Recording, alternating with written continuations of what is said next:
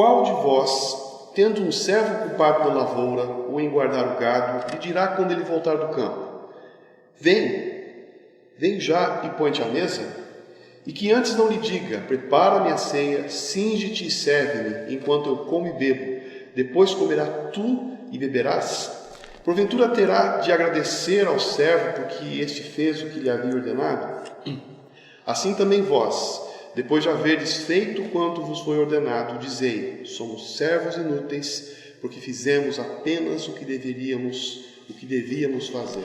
Irmão, certa vez um homem muito orgulhoso foi passar uns tempos fora, visitando seus familiares na zona rural. E quando ele voltou, ele encontrou um conhecido na rodoviária e perguntou: e aí, houve alguma novidade enquanto eu estava fora? E aquele conhecido respondeu: o senhor nem imagina, deu uma ventania, derrubou a minha casa. E o homem orgulhoso disse: mas isso não me espanta, eu avisei você que os seus pecados um dia iriam ser castigados. E aquele conhecido retrucou então: mas o vento derrubou a sua casa também. E aí aquele homem orgulhoso falou: não me diga, veja como os desígnios do Senhor são insondáveis. E assim age o orgulhoso, né? O orgulhoso não dá o braço a torcer, o orgulhoso é mesmo isso. É como aquele pai e filho caminhando, e o filho caminhando com o pai e disse assim: papai, quando eu crescer, eu quero ser como você. E aí todo contente o pai perguntou: e por que, filho, que você quer ser como papai? Né? E o menino disse: para ter um filho como eu. Né? O orgulho, meus irmãos, tem acompanhado a humanidade desde o início da história. Foi pelo orgulho que Satanás, antes um anjo, foi transformado em demônio. E assim os outros anjos que o seguiram. E apesar de nós seres humanos sermos pó, não é incomum a gente começar a se inflar, né? E começar a ficar se achando. E tendo esse orgulho que não tem sentido. E é sobre o orgulho que trata essa parábola que nós acabamos de ler. E ela é conhecida como a parábola dos servos inúteis. No contexto, os discípulos de Jesus estavam temendo as dificuldades, as oposições que eles iriam encontrar no mundo quando pregassem o Evangelho. Então, lá no versículo 5, eles fazem um pedido para Jesus. Eles dizem assim: Jesus, aumente a nossa fé. Mas se esse pedido fosse atendido, qual seria o resultado disso para aqueles discípulos? Será que eles assumiriam a postura de servos, reconhecendo a sua dependência de Deus, ou eles ficariam orgulhosos pelas suas vitórias? Então, é nesse contexto que surge a parábola dos servos inúteis, que tem como objetivo prevenir contra o perigo de nós nos sentirmos satisfeitos com o serviço que nós prestamos, e contra a presunção de acharmos que merecemos recompensa por aquilo que temos feito para Deus. Ela trata de uma situação comum na vida daquele tempo, na vida rural daquele tempo. Um servo trabalhou o dia inteiro no campo e ao voltar ele não pode comer com o seu senhor. Ele deve se portar como servo, preparar a comida do seu senhor, servir o seu senhor, e só depois ele vai se alimentar. E Jesus compara essa situação desse servo com aqueles que trabalham no reino de Deus. Então, que lições a gente pode aprender dessa parábola?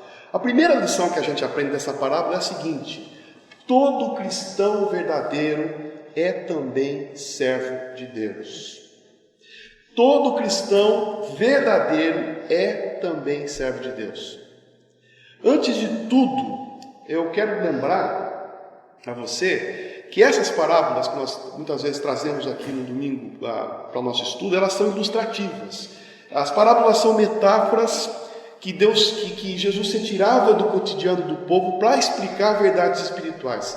E o contexto dessa parábola aqui, ela remonta à ordem social e econômica da época, que era baseada no sistema da escravidão, que havia escravidão. Então note que Jesus não está aqui fazendo apologia e apoiando esse sistema, mas simplesmente, como ele faz em outras parábolas, ele pega os usos e costumes daquele tempo para trazer uma verdade espiritual. Se você quer saber sobre o escravagismo Nós temos outros textos da Bíblia, como por exemplo a carta de Paulo a Filemon, aqui no Novo Testamento, no qual ele recomenda a libertação de Onésimo. Então, dito isso, vamos ler novamente o versículo 7, que Jesus fala assim: qual de vós, tendo um servo ocupado na lavoura, ou em guardar o gado, lhe dirá quando ele voltar do campo: vem já, põe-te à mesa? O que Jesus está fazendo aqui para a gente é nos convidar os seus ouvintes para que a gente se coloque no lugar do fazendeiro da parábola. É como se Jesus dissesse para a gente hoje: olha, vocês estão ouvindo essa parábola, então façam de conta que vocês estão numa fazenda e vocês têm um servo que trabalha lá na lavoura e está cuidando das ovelhas. Quando ele volta do campo, você vai dizer para ele: venha, sente-se aqui depressa e coma. Um servo, considerando a hierarquia social estabelecida, será que ele podia chegar e comer imediatamente com o seu senhor? Não, naquele sistema isso não era possível. E ele não poderia fazer isso porque ele era um servo, porque ele era um escravo. E ele deveria ter atitude de servo e respeitar a ordem estabelecida. Ele tinha que esperar o seu senhor comer. E assim também acontece conosco. Todo cristão verdadeiro é servo de Deus. E eu estou colocando dessa forma porque às vezes as pessoas elas se dizem cristãs, né? Hoje é comum a pessoa falar: não, eu sou cristão, sou evangélico, sou desta igreja, enfim. As pessoas podem se dizer cristãs, ou seja, que receberam a Cristo como seu Senhor e Salvador, mas na prática às vezes essas pessoas não se comportam como servas de Deus. Porque todo cristão verdadeiro é servo de Deus. Agora, o que significa ser servo de Deus? É um título? É um status? É uma posição? Qual que é o sentido prático disso na nossa vida? Em primeiro lugar, ser servo de Deus significa que nós não pertencemos a nós mesmos, mas a Deus. Nós somos comprados com o preço do sangue de Jesus. Então, um servo, ele não tem qualquer título de posse, porque ele mesmo pertence ao seu Senhor. 1 Coríntios 6,19: acaso não sabeis que o vosso corpo é santuário do Espírito Santo, que está em vós, o qual tendes parte de Deus, e que não sois de vós mesmos, porque fostes comprados por preço. Quem que é comprado por preço? O escravo. A gente era escravo do pecado, mas a gente foi resgatado, a gente foi comprado. Agora, pois, glorificai a Deus no vosso corpo. Então Deus tem todo o direito sobre tudo que o cristão é, tudo que o cristão tem e tudo que o cristão pode fazer. A nossa vida, o nosso tempo, os nossos dons pertencem a Deus. E sem entender essa realidade, a gente não pode ser servo de Deus. Ser servo também implica em trabalhar para Deus. O servo da parábola, ele arava, cuidava das ovelhas, e esses são símbolos do trabalho espiritual que Jesus nos chamou. O trabalho da lavoura simboliza o trabalho da evangelização. Em Lucas capítulo 10, versículo 2, nos é ensinado que a seara é grande, mas os trabalhadores são poucos. O trabalho com as ovelhas simboliza o cuidado do povo de Deus. Em João 21,16, Jesus disse a Pedro: pastorei as minhas ovelhas. Então veja que não adianta falar que é servo de Deus, tem que de fato servir a Deus de alguma forma. E também ser servo de Deus implica em estar sempre à disposição de Deus. Note que na parábola, antes do servo, estava cuidando lá da lavoura, estava cuidando do gado, das ovelhas, enfim, e ele é chamado, mas antes dele sentar para comer, ele tem mais uma tarefa para cumprir. Ele tem que preparar a refeição para o seu Senhor. Ele precisa estar sempre à disposição do seu mestre, se seu mestre chamar. Mesmo cansado, ele tem a obrigação de servir. Então, meus irmãos, todos nós temos nossos afazeres, nossos trabalhos seculares na sociedade, mas e para Deus? Você tem trabalhado? Você tem dedicado tempo na obra de Deus? Você tem se envolvido na igreja? Ilustração interessante: em agosto de 2007, uma das principais pontes lá de Minneapolis, nos Estados Unidos, desmoronou lá no rio Mississippi, matou 13 pessoas. E depois de algum tempo, num programa de TV, um repórter estava pesquisando sobre o assunto E ele entrevistou um homem, que o trabalho dele era pintar o lado de dentro das pontes. E era um trabalho que ninguém via, ninguém podia elogiar. E o repórter falou para aquele homem assim: olha, você não fica chateado de ninguém saber do seu trabalho não aparecer para quem está passando pela ponte? E o pintor falou assim: olha, de fato não há nenhum elogio, nenhum reconhecimento, mas é um trabalho importante e é um trabalho que precisa ser feito. Porque aquele homem que pintava as partes internas das torres, ele passava despercebido das pessoas, das pontes. Mas o serviço era feito para assegurar que aquele aço da estrutura suspensa não enferrujasse de dentro para fora. Milhares de pessoas passam sobre as pontes, mas não sabem o trabalho fiel e bem feito desses trabalhadores, como esse pintor. Eu estou dando esse exemplo porque às vezes acontece isso na igreja ou no serviço a Deus, né? A gente fica meio selecionando as coisas. A gente só aceita trabalhar se for para pintar o lado de fora da ponte, né? Se for ficar lá em cima para todo mundo ver, né? Quem passa na ponte, ó, o trabalhador lá no alto, né? Ó, está acima de nós, né? Às vezes a pessoa não, aquele trabalho que é dentro da ponte, que ninguém vê, mas é muito necessário, pouca gente quer. O orgulho muitas vezes atrapalha. São pessoas que querem destaque, o louvor, a glória, mas a verdade é que sem o trabalho que é feito nos bastidores e longe dos holofotes, o resultado não vai ser o mesmo. Porque o verdadeiro cristão também é servo de Deus. Nesse sentido, você é servo de Deus. Essa é a primeira lição que a gente aprendeu nessa parábola. A segunda lição é a seguinte: como servo de Deus, o cristão deve trabalhar com dedicação. Veja o versículo 8. E que antes não lhe diga: prepara-me a ceia, cinge-te e serve-me, enquanto eu como e bebo, depois comerás tu e beberás. Então você se lembre que Jesus, ele convida os seus ouvintes, né, a gente, para que a gente se coloque no lugar do fazendeiro daquela parábola. Então vamos recordar aqui, né? Ele começou dizendo assim: façam de conta que vocês têm lá o servo, que trabalha na lavoura, cuida das ovelhas. Quando ele volta do campo, você vai dizer a ele: venha, sente-se aqui, depressa, coma. Não. Você vai dizer antes a esse servo o seguinte: prepare o jantar para mim, ponha só o avental, me sirva enquanto eu como e bebo, depois você vai poder comer e beber. É o que está escrito no versículo 8. Então note que aquele servo já tinha trabalhado, já tinha arado, provavelmente estava cansado, estava faminto, ele precisava descansar, precisava se alimentar. Todavia o Senhor exigiu daquele servo ainda mais obediência ao lhe dar um trabalho adicional. Ele teria que preparar comida, mesmo estando cansado, mesmo estando faminto. As necessidades do Senhor deveriam ser satisfeitas em primeiro lugar. Depois, no devido tempo, aquele servo podia comer, mas aquele servo precisava trabalhar com dedicação em qualquer circunstância. E assim também, meus irmãos, o cristão, como servo de Deus, deve trabalhar com dedicação em qualquer circunstância.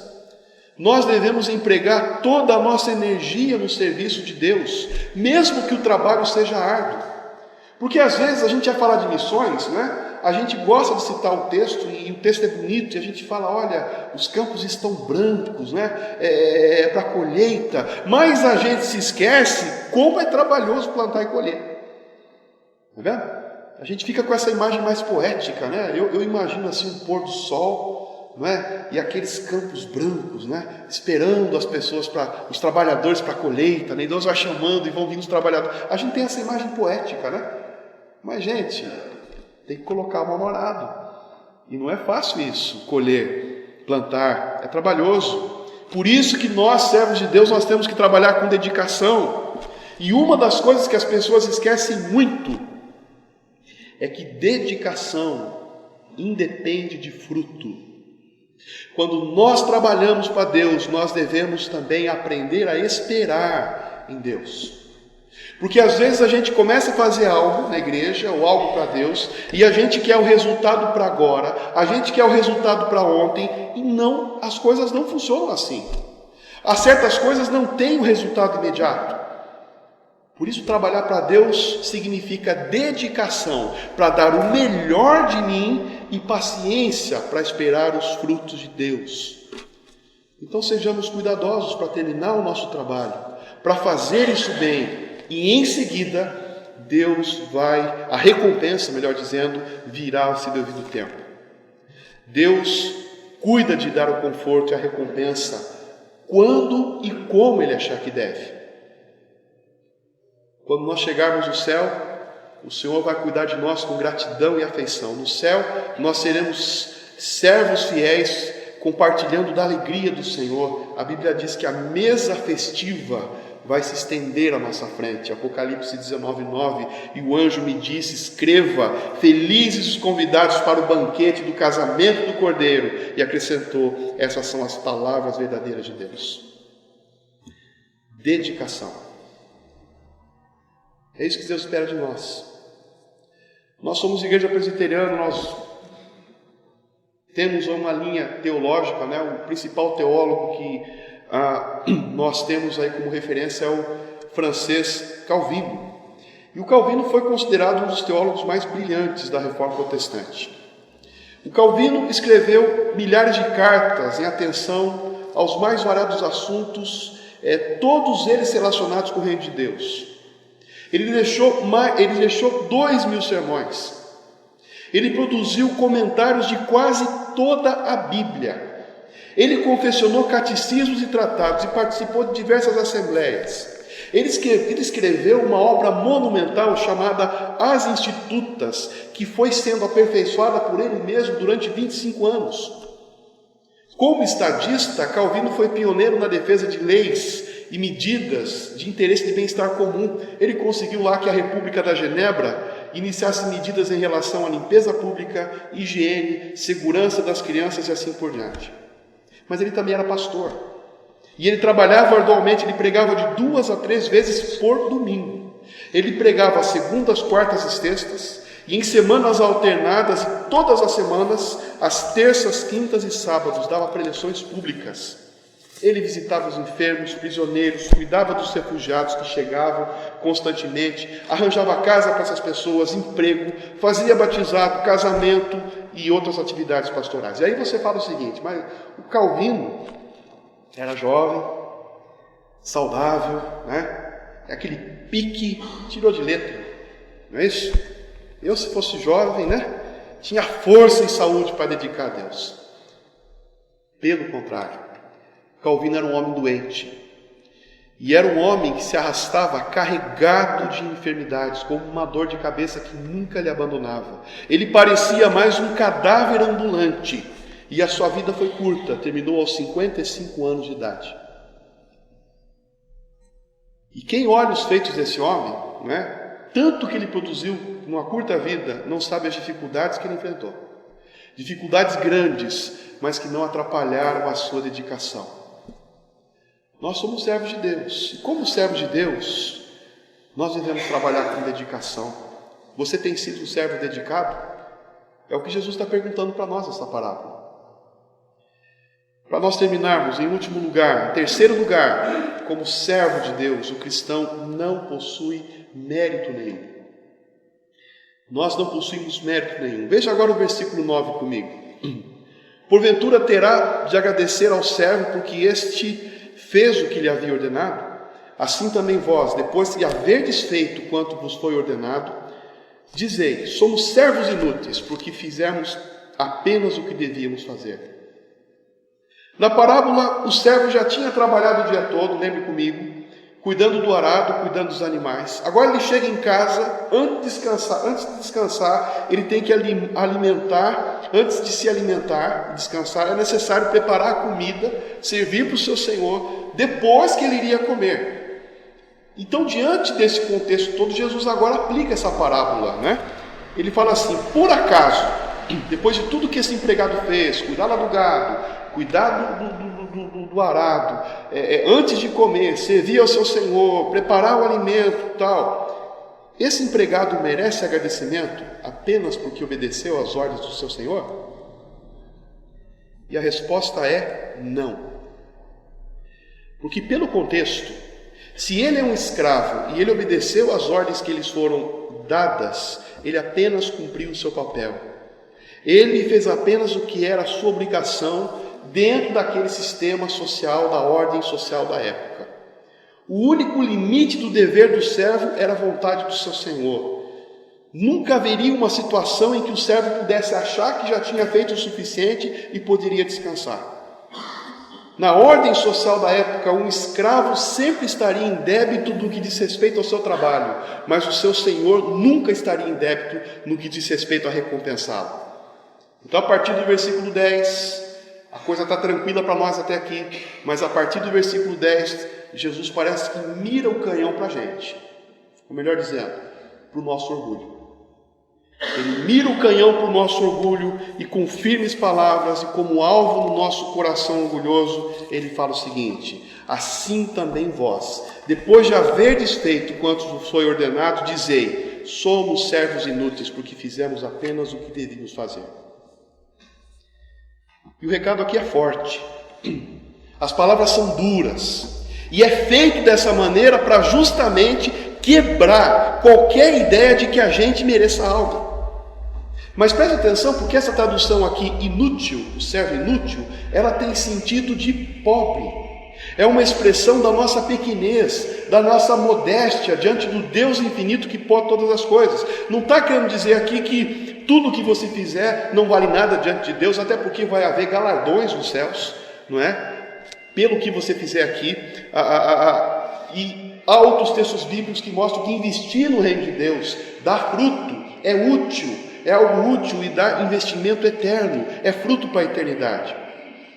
O problema é quando nesse processo de servir a Deus, a gente começa a se achar o máximo. Ah, se essa igreja não tivesse a mim, ou a minha família, essa igreja estava perdida. Sabe aquela coisa de você achar que é bom e que Deus precisa de você? É esse tipo de atitude arrogante que Jesus está aqui mirando o canhão e quer atingir. E essa atitude, meus irmãos, arrogante, é mais comum do que a gente imagina. Os discípulos de Jesus, por exemplo, eles demonstraram essa tendência. Em Lucas 10, versículo 20, quando Jesus enviou 70 deles para evangelizar, eles voltaram orgulhosos, dizendo assim: olha, até os demônios não se submetiam a eles. Então eles estavam glorificando o que eles tinham realizado, não a Deus que tinha tornado aquilo possível. Em Mateus capítulo 20, versículo 21, a mãe de Tiago e João veio até Jesus e pediu um pequeno favor. Você lembra qual favor era? Que cada um dos seus lindos filhos se sentasse um à esquerda e o outro à direita de Jesus, quando Jesus estivesse no céu. Está vendo que aquela família queria estar no topo da coisa. Apocalipse 3,17, a gente tem um orgulho de uma igreja toda. Igreja de Laodiceia, ela olhava para si mesma e dizia: nós somos ricos, nós temos dinheiro, nós temos bens, temos tudo o que precisamos, não é? A gente imagina aquela igreja grande, né, que o dízimo arrebenta, né, tem 20 pastores, né, tem tal, e ela olha para si mesma e fala: ninguém pode com a gente. E Jesus olha para aquela igreja de Laodiceia e fala assim: olha, vocês não entendem que vocês são pobres, coitados, miseráveis, cegos e nus. Apocalipse 3. Portanto, meu irmão, minha irmã, o cristão como servo de Deus não possui mérito algum. E mesmo que nós desempenhemos perfeitamente o nosso dever, ainda continuaremos destituídos de mérito perante Deus, porque Deus lida conosco não na base do mérito, mas na base da graça. É assim que Deus lida conosco. E esse ensino de Jesus aqui, ele não deve nos escandalizar, porque a intenção de Jesus é neutralizar aquele veneno sutil da justiça própria que muitas vezes começa a desenvolver no nosso coração quando trabalhamos para Deus. Então, concluindo, meus irmãos, a parábola dos servos inúteis é como um tiro de canhão no nosso orgulho. Hoje a gente aprendeu que todo cristão verdadeiro é servo de Deus. Como servo de Deus, a gente tem que trabalhar com dedicação. e como servos de Deus nós não possuímos mérito algum. Então trabalhemos, meus irmãos, com a verdadeira postura de servos, com dedicação, com humildade, e lembremos de que quando Davi, daquela situação que Davi arrecadou os tesouros para a construção do templo, em 1 Crônicas 29:14, ele disse assim: porque quem sou eu e quem é o meu povo para que nós pudéssemos dar voluntariamente essas coisas? Porque tudo vem de ti, ó Deus, e da tua mão tu damos. Certa vez um discípulo procurou seu mestre e pediu conselhos sobre a melhor maneira de agradar a Deus e não se importar com os homens. E o mestre falou para aquele discípulo: vá lá para o cemitério e insulte os mortos. Aquele discípulo não entendeu muito bem, mas foi lá no cemitério e insultou os mortos, né? E foi ao mestre depois e perguntou: pronto, fiz. E o mestre falou assim: os mortos responderam? Ele falou assim: não. Então você vai agora lá no cemitério e faça elogios. Elogie os mortos. E o discípulo obedeceu naquela mesma toa até o seu mestre, de novo queria saber se os mortos tinham respondido. E o discípulo disse: não responderam. Ele falou assim: olha, então para agradar a Deus, comporte-se da mesma maneira, comentou aquele mestre. Não conte nem com o desprezo dos homens, nem com os seus louvores. Dessa maneira, você vai poder construir o seu próprio caminho e ficar livre do orgulho. Colossenses 3,17. Tudo o que fizerdes, seja em palavra, seja em ação, fazei-o em nome do Senhor Jesus, dando por ele graças a Deus Pai.